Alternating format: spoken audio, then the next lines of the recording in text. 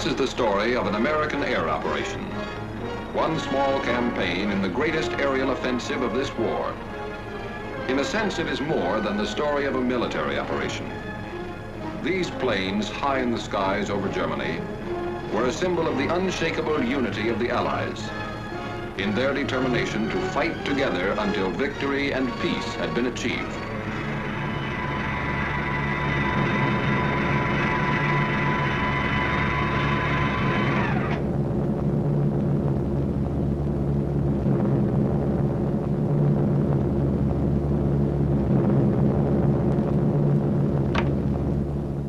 June 2nd, 1944. On this day, 650 American flying fortresses inflicted severe damage on German defenses along the invasion coast.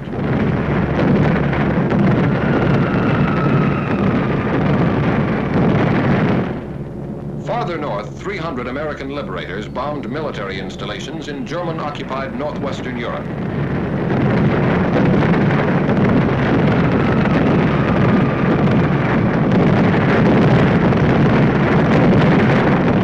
Flak was heavy over some targets. 8 of our planes did not return to their bases. On this same day, June 2nd, 1944, a task force of 150 flying fortresses, escorted by 70 fighter planes, attacked railroad and marshalling yards at Debrecen, Hungary. None of these planes returned to their bases on this day. June 21st, 1944. 300 liberators bombed the Focke-Wulf 190 engine factory at Bosdorf, Germany.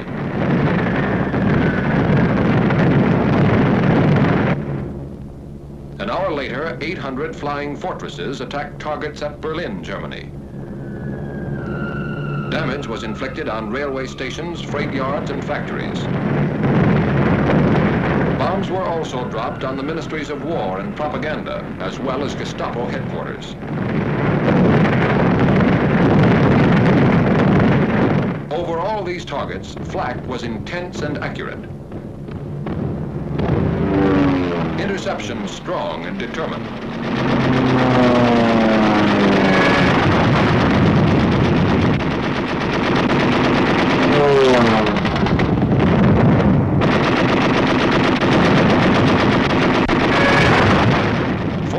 German planes were shot down.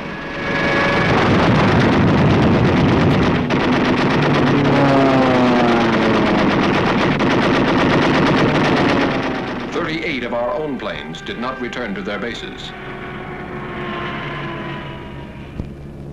And on this same day, at about the same time, 155 flying fortresses, escorted by fighters, bombed synthetic oil plants and refineries at Ruhland, 70 miles east of Leipzig, Germany.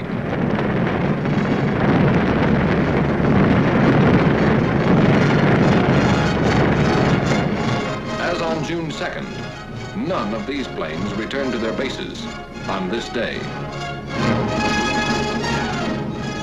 This was not a coincidence, and these planes were not lost in action.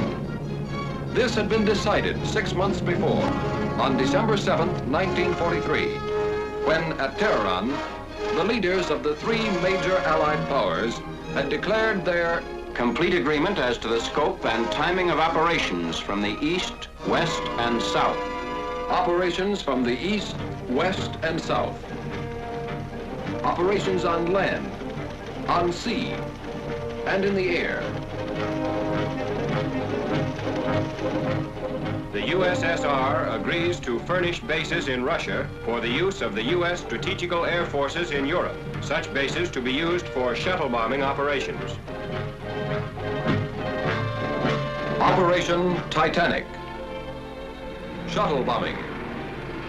With American air bases in Russia, our bombers based in England and Italy could attack objectives in Central Europe, the Balkans, or Eastern Germany, land in Russia, refuel, reload, and bomb additional enemy targets on their return trips to their home bases. Operation Titanic, a triangular superhighway in the sky. With shuttle bombing, flying distances from England to some extreme points in eastern Germany and Poland, and from Italy to some points in German-occupied Hungary and the Balkans, would be reduced by a third. Reduced flying distance means reduced danger. For while planes on the shuttle route would have already landed, planes making the round-trip run still have to face flak, interception, or engine failure. With shuttle bombing, strategic targets of importance to the Red Army could be bombed by American planes operating from Russian bases. With shuttle bombing, Germany and the Luftwaffe could never be quite sure where the next Allied air blow was coming from, or going to. With shuttle bombing, the coalition land war, crushing the Wehrmacht on 3 fronts, would take wings to become coalition air war, and there would be no target in Germany or German-occupied Europe American planes could not seek, find, and destroy. These were the strategic purposes of Operation Titanic. The task of achieving these purposes was assigned to Lieutenant General Carl A. Spaatz, Commanding General of the United States Strategic Air Forces in Europe, and became the responsibility of Major General Frederick L. Anderson, Deputy Commanding General for Operations. In 4 months, the new bases were to be selected, constructed, supplied, staffed, and ready for use. A problem in men, materiel, space, time, and secrecy, requiring food, gasoline, bombs, ammunition, trucks, jeeps, steel matting, and more than 20,000 tons of other equipment, to be shipped by convoy from Liverpool and other British ports through the North Atlantic and Arctic Oceans. 2,000 miles of submarine-infested waters.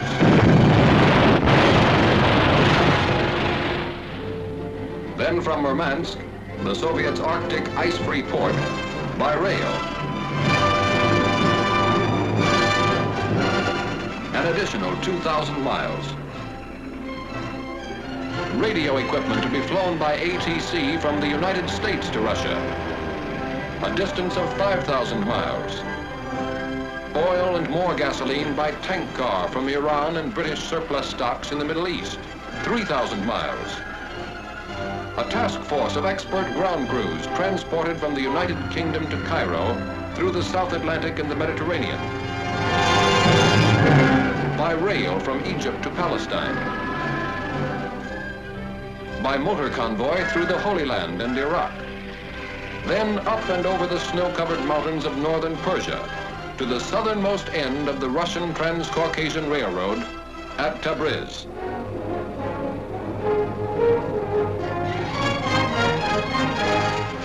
Finally, by special train over the Caucasian Mountains to their new headquarters somewhere in Russia. A secret journey of more than 7,000 miles. By the end of 4 months, the bases were ready. And Ambassador Averill W. Harriman and Major General John R. Dean, head of the United States military mission at Moscow, landed on the first American airbase on Russian soil. Now, with preparation and organization completed, the task of transforming theory into reality was assigned to the 8th American Air Force, based somewhere in England, and the 15th Air Force, based somewhere in Italy. Early in the morning of June 2nd, crews of bomber and fighter commands of the 15th Air Force were assembled to be briefed for a special mission. A special mission for pilots, navigators, bombardiers, and gunners. And finally, a special word of farewell from Major General Twining, Commanding General of the 15th Air Force. I do not have to impress you with the importance of this mission to the Russian bases. I'm sure you are fully aware of this important event. I would like to mention one thing about which you must be very particular. That is your conduct while at these Russian bases. Be soldierly and neat at all times. The Russian is a fine soldier who appreciates results and one who does not understand big talk. Wish you the best of luck. Goodbye.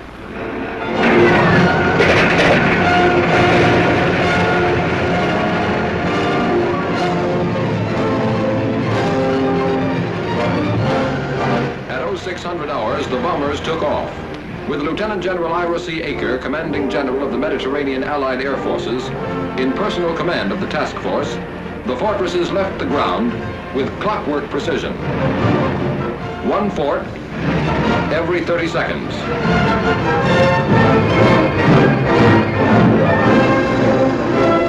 At 0630 hours, their fighter escort followed them into the air. 70 planes in 17.5 minutes.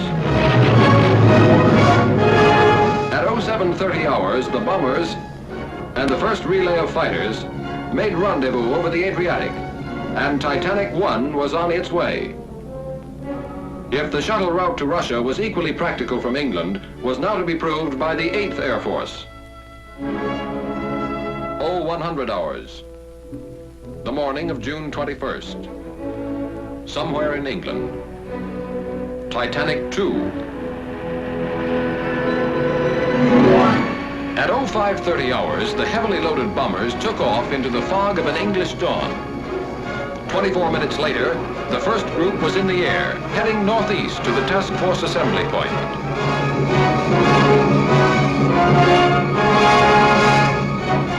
At 0800 hours, 2 by 2, the last relay of fighters left the ground.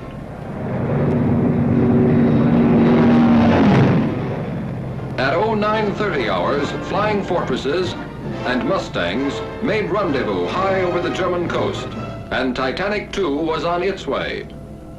At 1200 hours, it dropped its bombs on the Ruland oil fields and continued to its new bases somewhere in Russia. That is why on June 2nd, and again on June 21st, American planes did not return to their bases somewhere in Italy or England. For on each of those days, their mission was still unfinished. In a sense, it had only begun.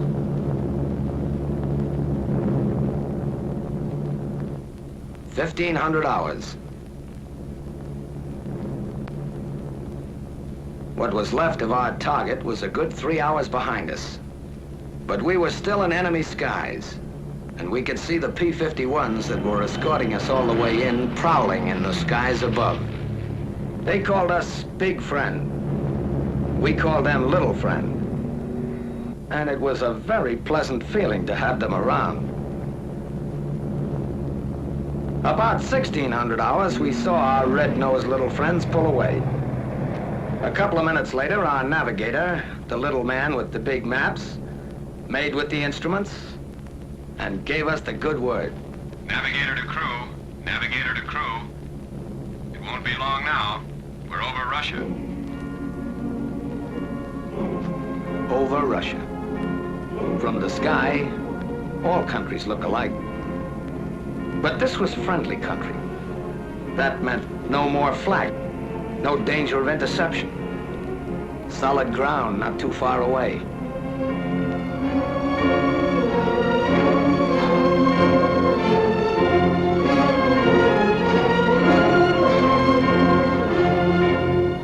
It meant a new country, a new people. A lives we'd heard about, read about, but never seen. How do you get along with people you can't even talk to? Would we like them? Would they like us?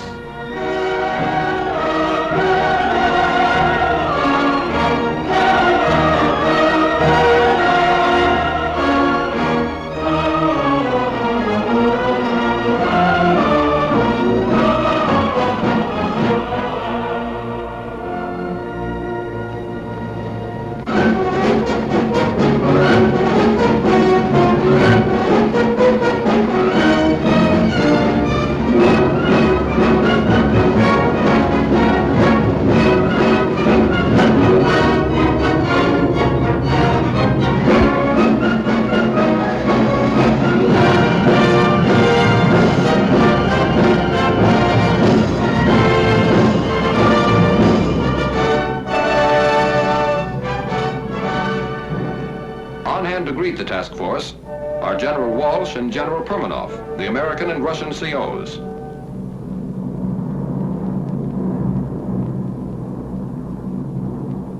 Coming in, Base X looked like any other American airfield.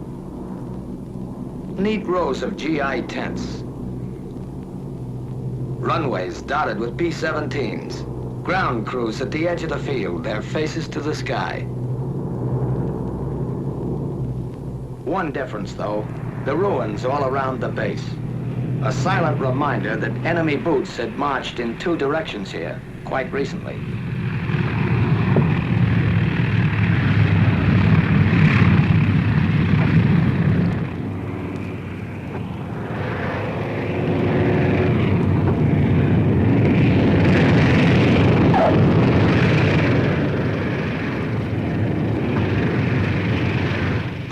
Follow each other down, a third of a world away from home. Wheels made in Akron touch steel matting made in Pittsburgh on an American landing field in Russia.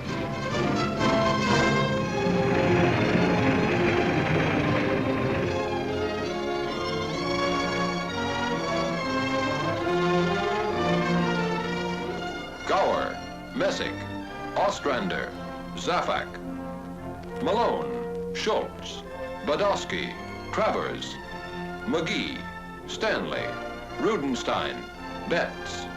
1,000 tourists from 48 states on a short visit between two jobs. Tense moment in international relations. Ivan Ivanovich meets fearless Fosdick. A handshake says, "Hello, very glad to see you," in any language. And General Permanov makes it official. I welcome you as fighting allies. Together we'll fight to victory. I wish you the best of luck in combat and a safe return home. After that, there was another important ceremony. Short snorter bills. If we didn't get those signed, the flight would have been illegal. Whenever flyers meet, they talk shop, even when they can't understand each other. That's when sign language came in handy. And it seemed to work at that. Some Russian WACs, officers, and enlisted women were on the welcoming committee, too. It would have been nice to sort of pursue the subject further, but there was work to be done. Interrogation, the reports and odds and ends of information that lay the groundwork for future operations. Interrogation is held in the open by courtesy of retreating German troops. Did you meet any fighter opposition? Yes. All right. How many fighters did you see? I said about 15. About 15? Yeah. With interrogation over, the men head for the tents, which will be their home as long as they remain in Russia. The first half of the mission is ended. The second half has already begun. Without the loss of an hour, the mixed ground crews of American and Russian mechanics take over the big bombers. Inspecting damages. Checking engines. Repairing equipment. Getting the fortresses ready for another trip.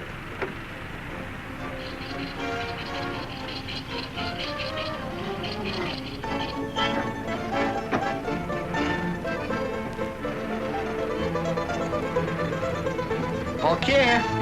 Spasiba. Kuchnia. Kuchnia stands for kitchen. Kitchen stands for chow. And even in Russia, you stand in line for it. On KP duty, Katya, Manya, and Olga. Not Buck or Eddie or Pete, but soldiers too.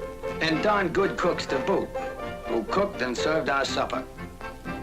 Hutch. Pajolista. K-ration, with a Russian accent. And spam a la Stroganoff. The coffee was hot. That's about all you could say for it. The name was Mashinka. Back at the field, the ground crews stayed with the bombers as long as there was light, making sure that nothing happened that shouldn't when the B-17s went up again. 2100 hours, 9 in the evening, somewhere in Russia. It's noon in Leominster, Massachusetts, lunchtime. It's 10 in the morning in Paragould, Arkansas. The sun is climbing high. In Los Angeles, California, the day's just beginning. The same day, just ending, somewhere in Russia. Small world.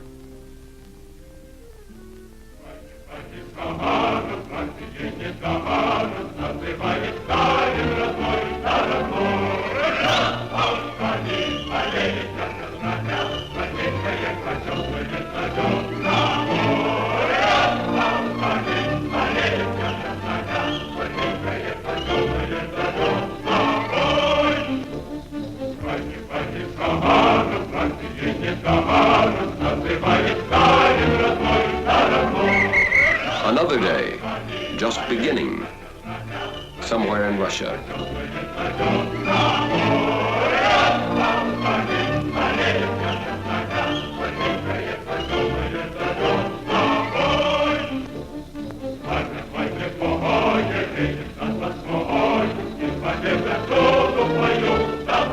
Another working day. Another day of war. At headquarters, American officers headed by Colonel, now General Albert A. Kessler, and their Russian colleagues plan the next mission. Objective, the destruction of one of several strategic targets in the path of the Red Army. The target is selected. Weather permitting, mission tomorrow. A task force of this size needs gasoline, more than 350,000 gallons of it. Ammunition, more than 1 million rounds. Bombs, more than 500 tons. And more than 50,000 American and Russian man-hours of servicing and preparation. While the ground crews got the forts and fighters ready, our time was our own. Some of the fellows took advantage of a sunny morning and put on an exhibition of the national pastime. Some thought they'd teach the Russians another American pastime.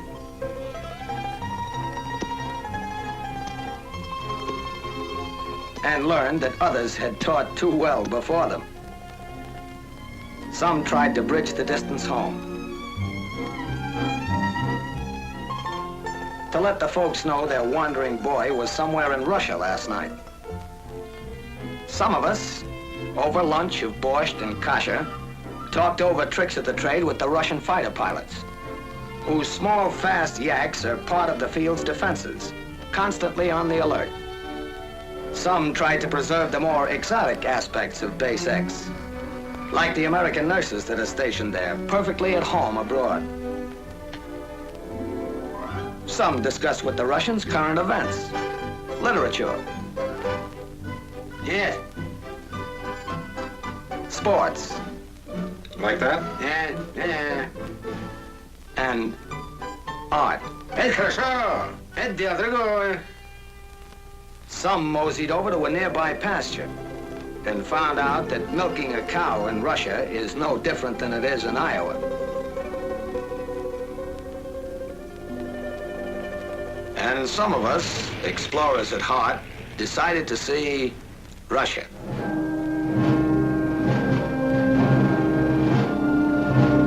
The town near the base is a market center for the adjacent farming district, and a fair was held each year along its main street.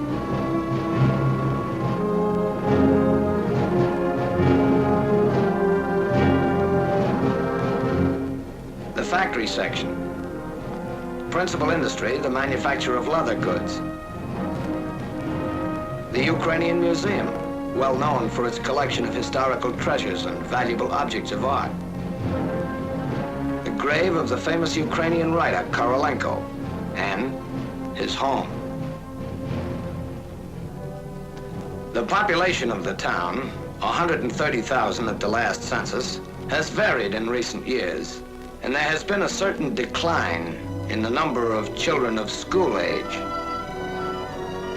Those who have remained, or who have returned from the interior, have recently developed a fondness for an American import known as chvachka. Translation, gum. On the way back to the base, a few miles from the town, there's a monument to a Russian victory over an invading army 200 years ago.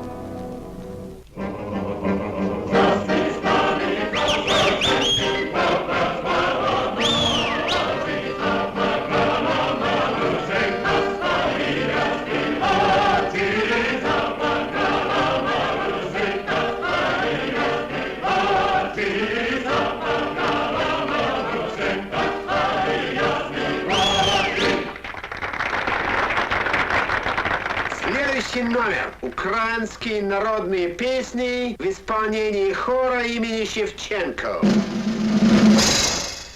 Next number. Ukrainian folk songs by the Shevchenko choir.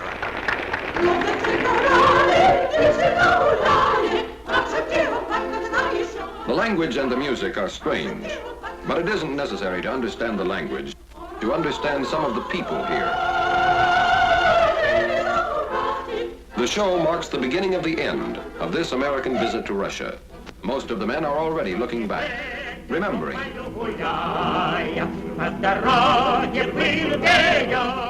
Lieutenant John Morris, navigator of Nanticoke, Pennsylvania, who has the Distinguished Flying Cross and the Air Medal with 4 clusters, was particularly impressed by the medals worn by the Russian soldiers. They don't wear ribbons like we do, but the actual medals. Practically every Russian soldier I ran into was loaded with decorations. Captain Percy W. Stressing, pilot of Rochester, New York, thought the show explained a lot about the Russian people. Those Russians sure like to sing and dance. One of the numbers was kind of a tap dance. I think the Russians resemble Americans in a lot of ways. They've got a great sense of humor. They can laugh and enjoy everything, even though their whole country is in ruins.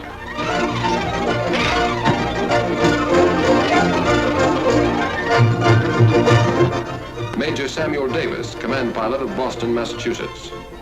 It was good to relax and listen to music and laugh, but you could never forget there was a war on here. Most everybody was in uniform, men, women, even children. I saw a lot of kids who'd been through plenty of action.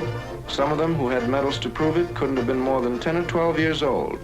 One of the other fellows told me he ran into one kid who'd been a sniper with the guerrillas and had 21 notches on his rifle butt. A sniper with the guerrillas at his age.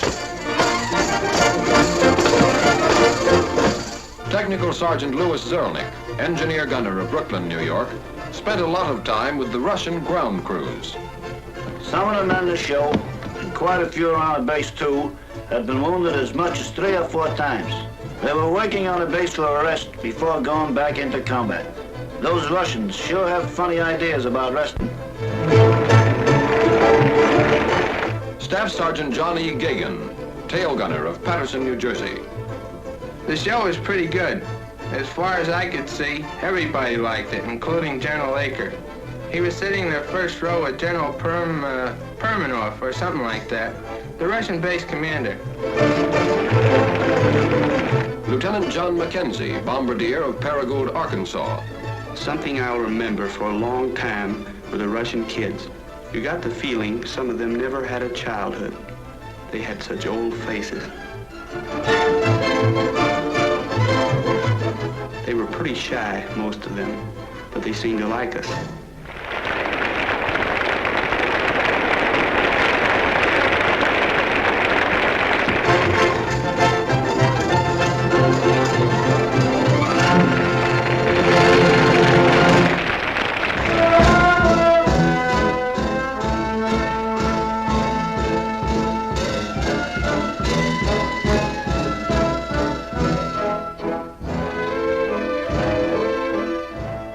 Sergeant Clinton Miller, engineer gunner of Montvale, New Jersey. The Russians like their dance music slow and sentimental, mostly waltzes. The girls do all kinds of jobs around the base, and they work very hard. Their clothes are plain and neat. They don't use makeup as a rule, but some of them wear lipstick. I remember one girl who was in charge of an ACAC crew. She had 12 enemy planes to her credit. Staff Sergeant Donald Craw, tail gunner of Stratford, Connecticut. The music at the dance was on the corny side, but the girls are nice. I met a girl from Leningrad whose father was a general. She taught me some Russian words, and I taught her some American slang. It didn't take long before I was saying, "Horror-shaw," and she was saying, "Okay, bud."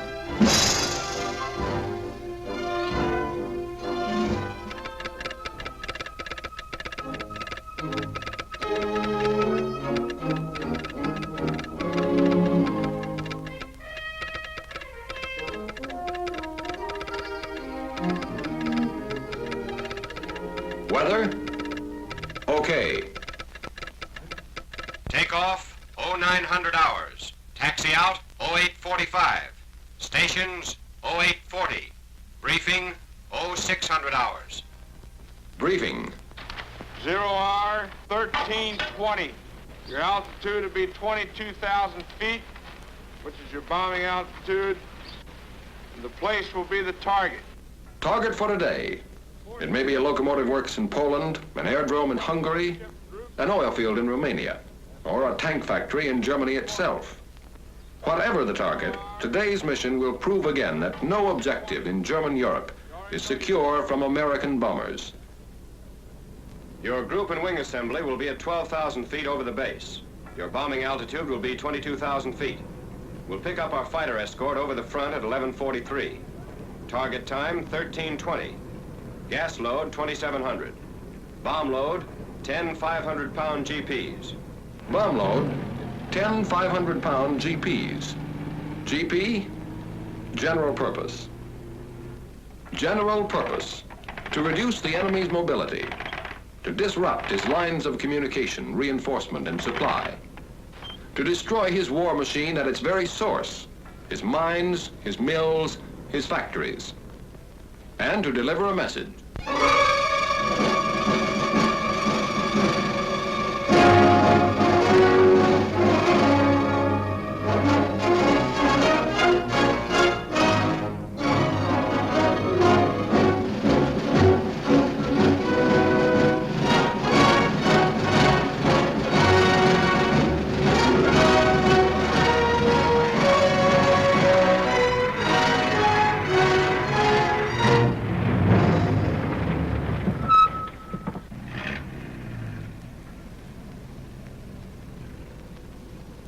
До свидания и счастливый путь. That means good luck. We'll be seeing you.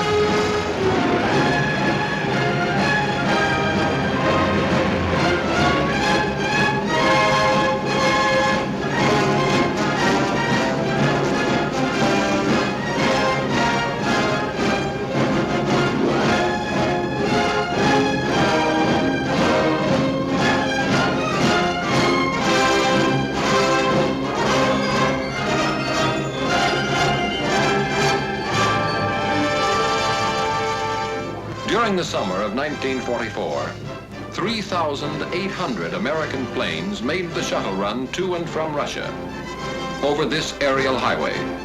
In less than 4 months, 24 targets in Germany and German-held territories, some never before within effective range of our bombers, felt the lash of American air power, striking against railway centers and marshalling yards at Debrecen and Szolnok, Hungary, Bucharest, and Ered, Romania, and Béziers, France, against airdromes at Galatz, Foksani, Buzău, and Zelestia, Romania, Mielec, Poland, Kecskemés, Hungary, and Toulouse, France, against oil fields and refineries at Rulan, Germany, Drohobych, and Tercovina, Poland, Budapest, Hungary, and Ploiesti, Romania, against armament plants and aircraft factories at Gdynia, Poland, Miskolc, and Diospor, Hungary, and Chemnitz, Germany. But even more important, this bomb and 10,000 more like it destroyed more than German factories, German oil depots, German railroads. They smashed Germany's last hope of escaping defeat by dividing the Allies. Never before have the major Allies been more closely united, and they're determined to continue to be united so that the ideal of lasting peace will become a reality.